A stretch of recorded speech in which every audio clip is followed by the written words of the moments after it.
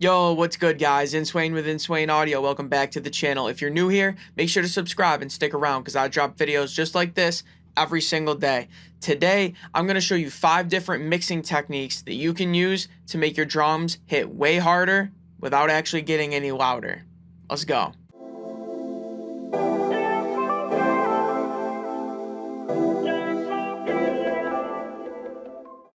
Alright, so here we got just a little Logic drummer track. I'll let you hear what it sounds like and then I'll break down the little tricks. Let's do it.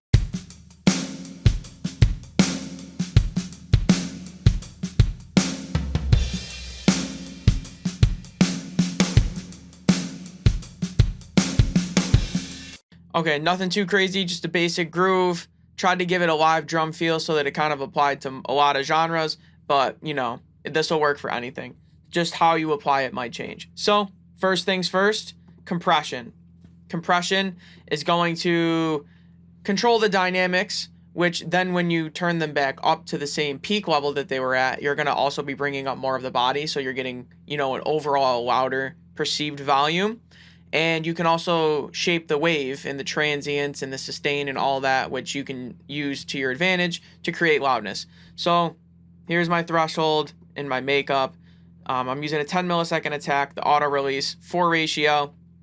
I like the SSL style compressor for my drums. It worked good. So let's check it out. I'll start with it. I'll play it on and off, starting with it off, and then I'll turn it on and we can hear the difference in real time.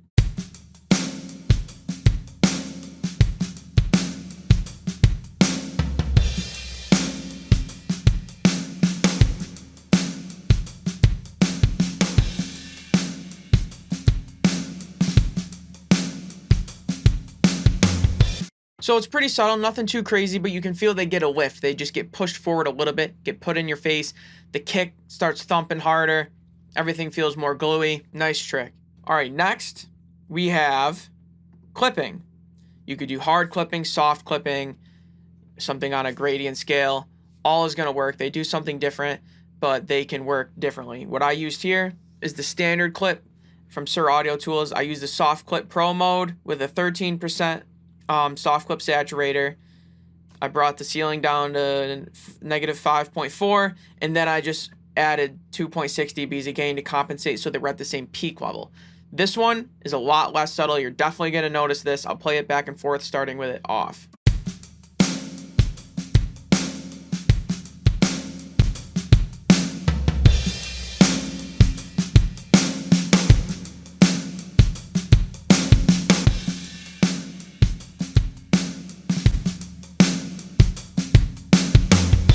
So now the drums sound massive, huge, and you might not believe me. You might think that they're a lot louder now, but if you go back and watch the meters, we're peaking right around the same level. So this is all just perceived loudness. So these drums are just going to rip right through the mix.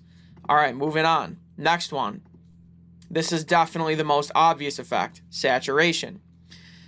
So I use the Black Box Analog Design HG2MS. I use this plugin so much, and I have to say that name in every video, and it's never not a mouthful.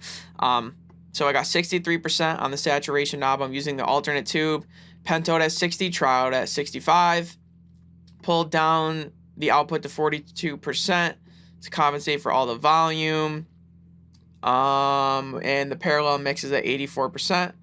And that's really, and the density's at 16.8%. Other than that, that's all I did.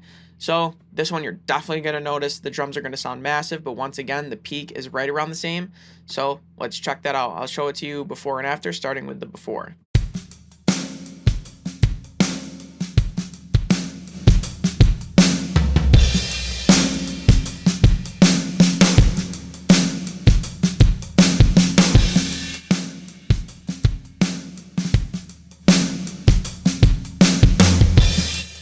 Come on, that's crazy. You don't need to use the saturator. None of the plugins I used, you have to use these exact ones. I like these ones. I have others. I could have just as easily used them, and you can just as easily use replacements. So it's not about this specific saturator. It's about the concept of saturation. I mean, come on. You heard what it did. That's insane. The next trick we have is parallel compression. So I set up a Send with a compressor. I chose the API 2500. I figured I'd switch it up. Let's see, I got a threshold of 8.18, 1 attack, 4 ratio, releases on 1. I have the analog on, and I turned the output down to -24 because I didn't want it to get louder, but then it was still getting louder, so I put a gain plug in after it and turned it down by another 23 decibels. So we're not really gaining any louder peaks, we're just getting more body. So I'll show that to you before and after, starting with the before.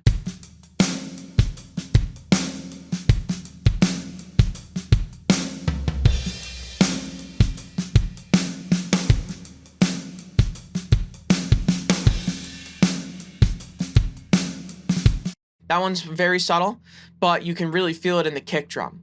So definitely giving some body and girth to the kick drum. And the API 2500, to me, always works really well with kicks. I usually am using it on like a mix bus or something, and it always makes the kick thump. So now that I used it on just the drums, I'm not surprised that it's making the kick thump. But once again, very subtle, but you can use this. You can use any of these in combination. Sometimes you can do saturation, compression, and parallel compression, or just 1 or 2, or you can use them all, however you want to do it. But these tricks are clearly pretty good. And our final one here, we have parallel saturation. Now I use the FabFilter Saturn II, subtle tube, drove it all the way, and I also put the dynamics at 0.522, which is like compression. So this is parallel saturation and compression. So we're getting both, and that was going to be my final bonus tip, but I figured I'd combine them here. You can do parallel compression into parallel saturation. Not doing, 1 send for parallel compression and 1 send for saturation. You could do that and then blend them in, or you can combine them into one effect, which is totally different. They're not the same thing. And then you'll get this effect that I'm about to show you. And then just here on the output, I brought it down like almost all the way, -23.93, so that we weren't getting much louder peaks. Let's hear it before and after, starting with the before.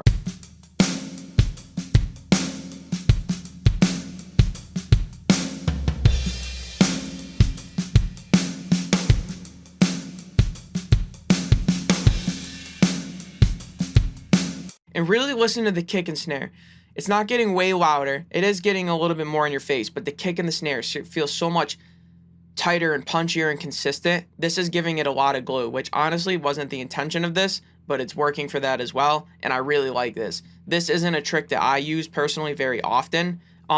With this specific plugin with these settings, I do parallel saturation on drums a lot, but with this specific plugin in these settings, I don't use too often. But after hearing these results, I'm going to have to start using it more myself. So once again, listen to the kick and the snare, starting with the before.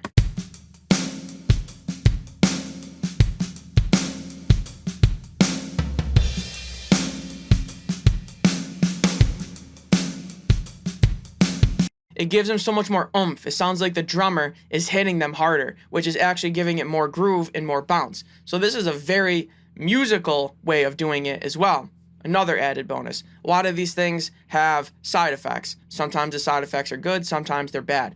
And that's why it's nice to learn your plugins and learn how things react, because then you can go and reach for compression, for example, and all the side effects you get, like saturation, distortion, etc. You can choose one specifically that gives you pleasing side effects instead of negative side effects. So this way you're killing 3 birds with 1 stone instead of killing 1 bird with 1 stone, but then taking 2 steps backwards. And I know I just combined 2 analogies, but I hope that makes sense. Anyways, guys, hope that helped you. Let me know down below if you use any of these. Your drums are going to be knocking now, I promise. Please make sure to like, comment, and subscribe. I'd appreciate it. And Swain within Swain Audio.